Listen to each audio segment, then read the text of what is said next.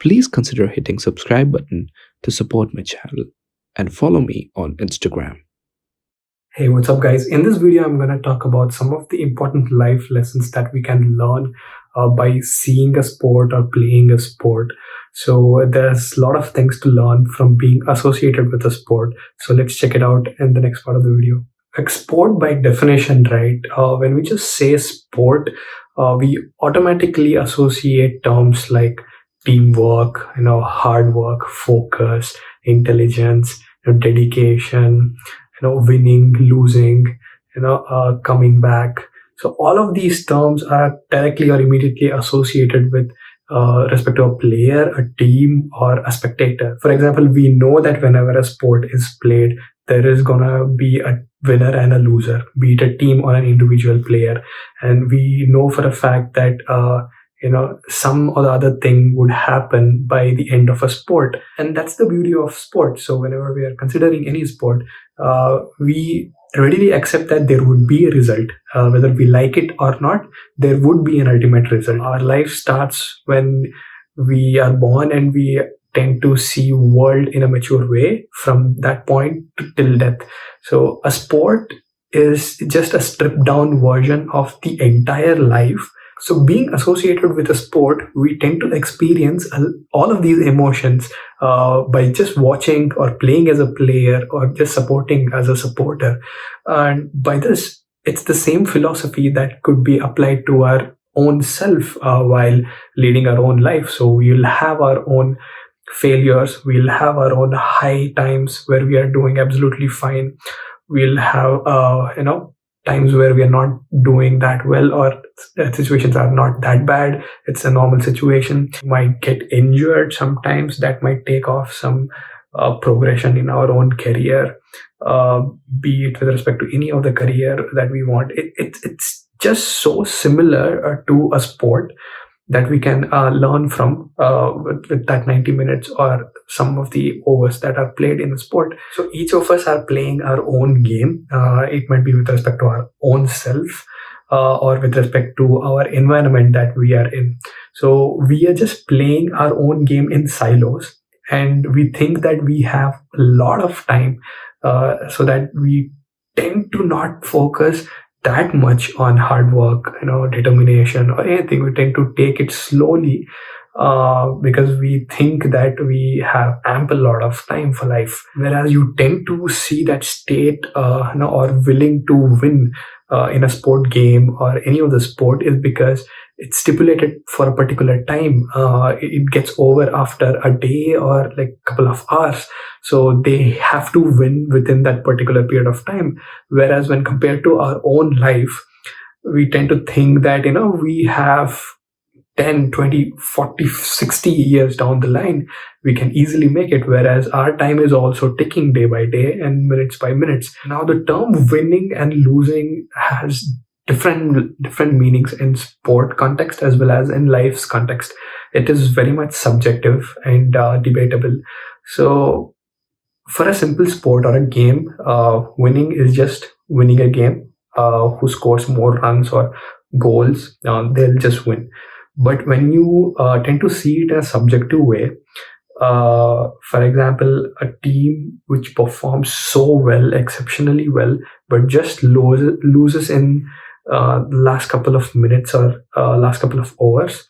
So they tend to have lost the game, but they would have won the respect of their fans. So in that way, winning can have multiple definitions through the views of different people. Similarly, the textbook definition of loss is that you have lost a game, but on the contrary, you have literally learned something, and by that you have won some people's attention or hearts.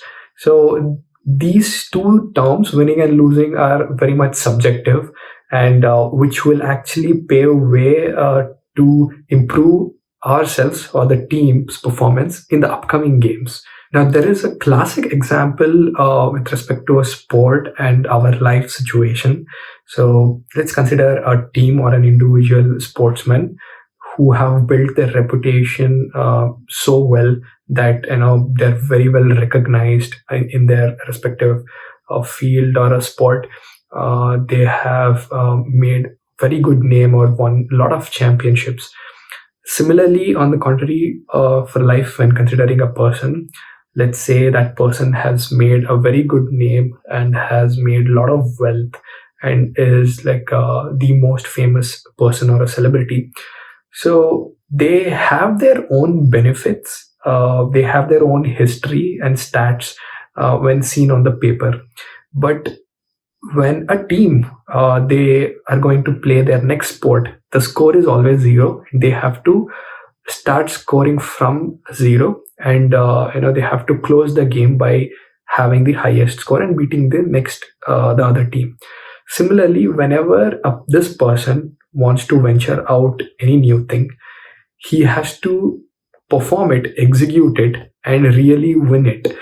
So the things that they have behind them is a plus point, but it shows that it should not always be taken into the next game or the next venture that we are putting out, because the level of the next venture or a game starts from zero, and it only adds up as a winning score if it's completed and executed. I'll take another classic example with respect to football and cricket.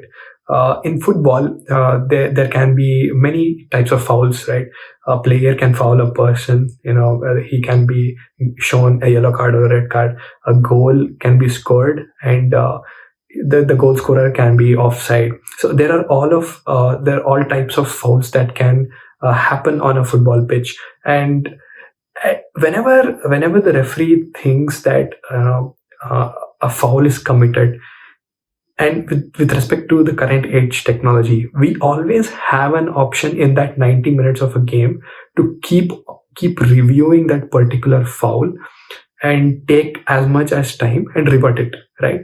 So and similarly, whenever the next foul and the other foul is committed, we can take our own sweet time to review it carefully, and and just give the right decision. So, but why isn't it not repeated frequently? And most of the times, the decision is left to the on field referee.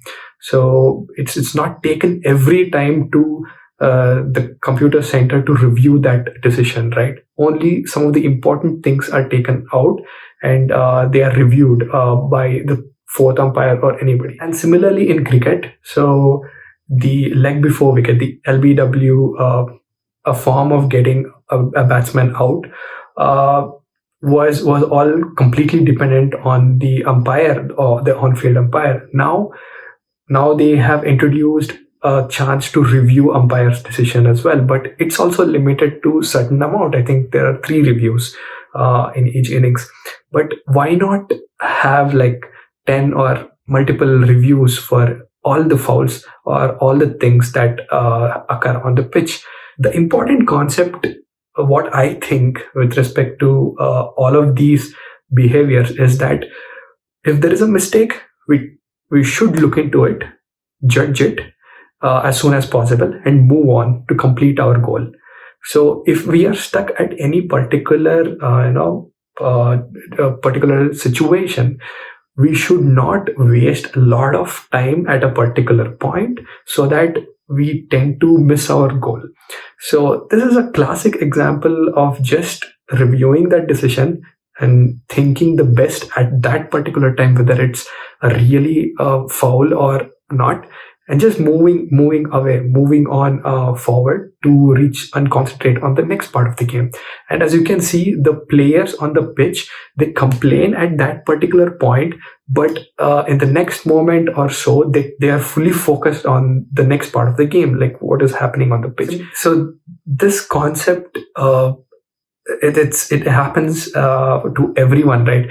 But we tend to stick on to a particular thing or a mistake for so long that most of the people will live with it for their entire lifetime, regretting that particular mistake or something like that. Though sport can be a best example here to just see it in a way that it's a mistake, or it was an unfortunate decision that was thrown upon me or oneself.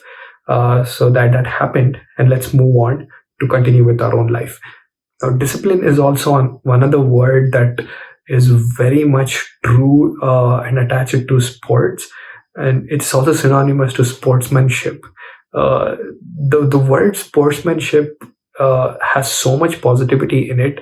It literally means that, it literally has this value of carrying out your own self or your own sport to reach a goal without ever degrading or demean your opponents or people around you. So that you tend to respect others in a way that you are carrying yourself. There is also a factor of luck where anything can happen in sport. It is not perfectly defined that a team or an individual player who is playing so good for throughout a tournament, let's say, it's nowhere written that that person or a team will win the championship. Anything can happen at any given point of time. It's just a matter of a moment or a couple of bad decision making at that point, which will cost everything. So it again correlates to our own life. So if we tend to play safe for so long, and it just takes one mistake to ruin all the safe play that we have done or all the savings that we have made. It can go away in one moment. It's always unpredictable to say what's gonna happen, even if you are at your best level. At the same time, even if you are at the worst level, you cannot guarantee that you will remain as worst. Wonders can happen and miracles can happen. So the best thing is to have a strategy and be honest with that strategy to go and execute it, be it with respect to a sport or a life, and leave the rest to whatever comes as a result. And finally, one of the most important things that I have personally learned from being associated with the sport is accepting things, acceptance. Like it's very usual that you will have a bad day, or you are having a bad spell for quite a long time. Just accept it. Accept things that it will not stay for long. Similarly, when you are having a very great time, you also accept that, yeah, and enjoy that good times that you are having, and say to yourself that this will not stay for long. Enjoy that particular moment and move on. So at every point of time, we tend to accept the state that we are in currently, and we should try to look ahead and only try to move on, whatever, irrespective of the situations that we are in. So that's it for this video, guys. So I'll be coming up with some more exciting topics in my upcoming videos. Let me know in the comment section below which sport do you follow the most and what have you learned from that sport. I would like to really see your comments down there. If you like this video, please do share, like, and subscribe. Thank you for watching this video. I'll see you soon in the next one.